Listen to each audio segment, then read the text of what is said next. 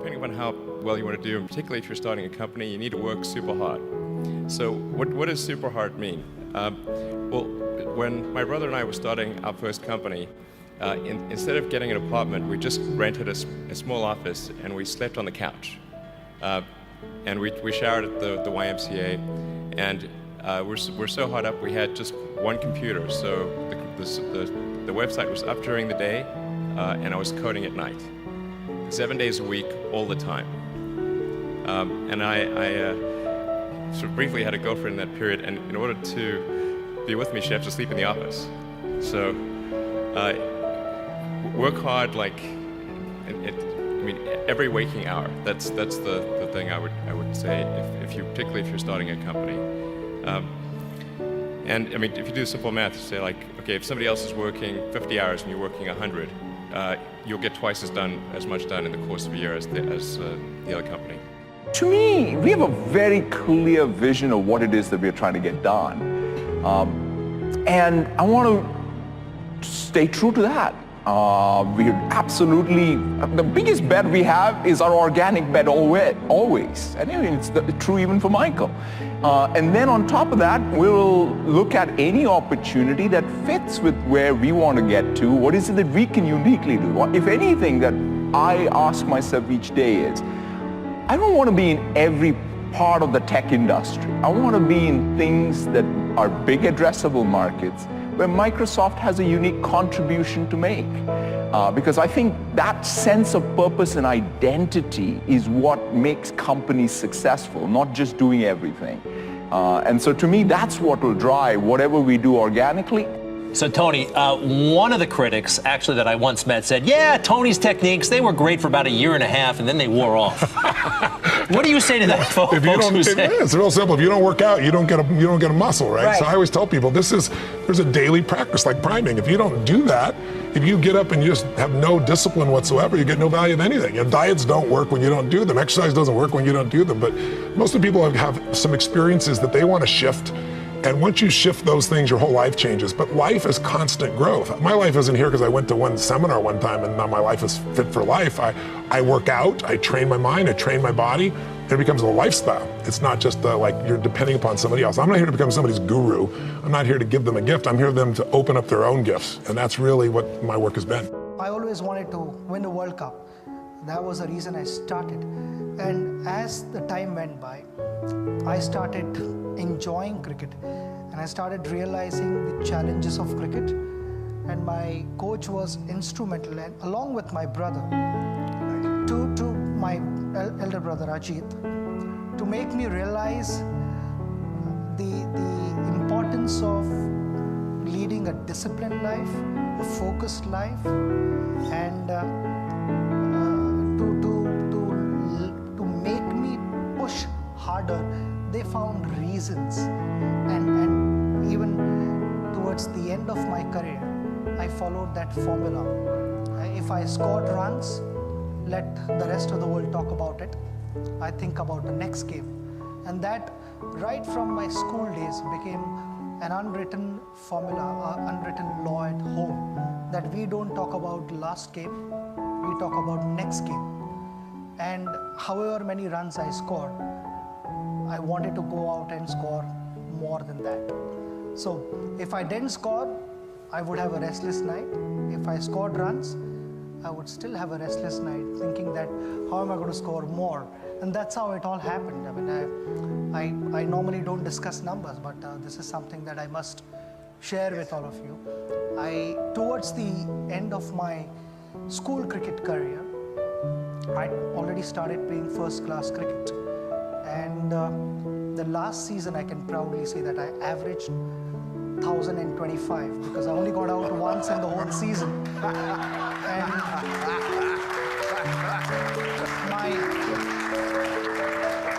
my brother and my coach was instrumental in that, because every time I scored runs, none of them said, well played to me. And that's why in my farewell speech, I said to my coach that at least now you can take a chance by saying well done. There are no more matches in my career, but something that I lived for was appreciation from my coach and my brother, which never happened. I mean, and that was something which, sort of kept me giving my best all the time. This is a tremendous question. I think the biggest obstacle to success is a lack of optimism. That question in itself is the problem, my friend, right? You're looking at two things that are both negatives, and guess what? Both of them are obstacles. When I started WineLibrary.com transformation from my business, I had time. I worked my face off every minute, but we didn't have a whole lot of money in our profit center, so it took more time, right? It's just the way it is. Today, I have more money, but boy, don't I have time. But neither, ever will be an excuse for me. And so, just to drill this through the throat of the Vayner Nation, that's right, I went that graphic. Don't smile, D-Rock. Here's the bottom line. I refuse to allow you to get an answer to that question because both of them are firmly square in the excuse column, and I have no patience for that. There will always be problems. Most people, and here's the irony, is that most people don't have a compelling vision for their own future. They don't. They move through life setting goals. And goals have no power. We're at this point, goals had power in 1959 when Earl Nightingale came with this idea of goal setting, and everyone's like, wow, I'm a goal-oriented person. And that was great, and it worked for like 20 years. Everyone set goals and they got results. But then all of a sudden, you set goals, and sometimes you hit them, sometimes you don't. Most times you don't, okay? And that's okay. But goals almost became a synonym for like, oh, I'm gonna set a goal and who gives a shit what really happens afterwards. And it almost is synonymous with failure now, goal setting. There's something above, and I believe in setting goals, but there's gotta be something above your goals. And that's your vision for the future. And it's not just about, it doesn't have like an ending point, it's about the world being a certain way. And that's inspiring to you. When you truly have a vision for your future that inspires you, you're gonna jump up out of bed in the morning and feel great about going at life versus being miserable and going to a job you hate or living a life that doesn't empower you and just, every day moving through just almost like an automaton, not really, having the zest and the greatness of life.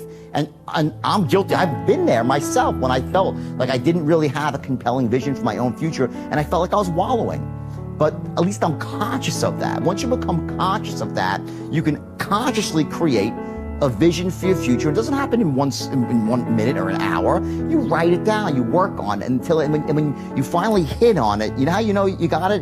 When you read it back to yourself, your vision statement, and it moves you and you feel inspired. Okay, and so few people have that, and what happens is every human being is thirsty for a vision. Everyone is. And so few people have one, so what do? They gravitate towards someone who has a vision for the future because they want to be a part of a vision. Part of being a great entrepreneur is having that vision, being able to create the vision, and then sell that vision to other people, to get them to want to be inspired, to buy into it, to put in their time, their hard work, their elbow grease, to help you achieve your vision. If you're a smart entrepreneur, then you spread the wealth around, and it's a win-win for everybody. My father worked 2 jobs his whole life.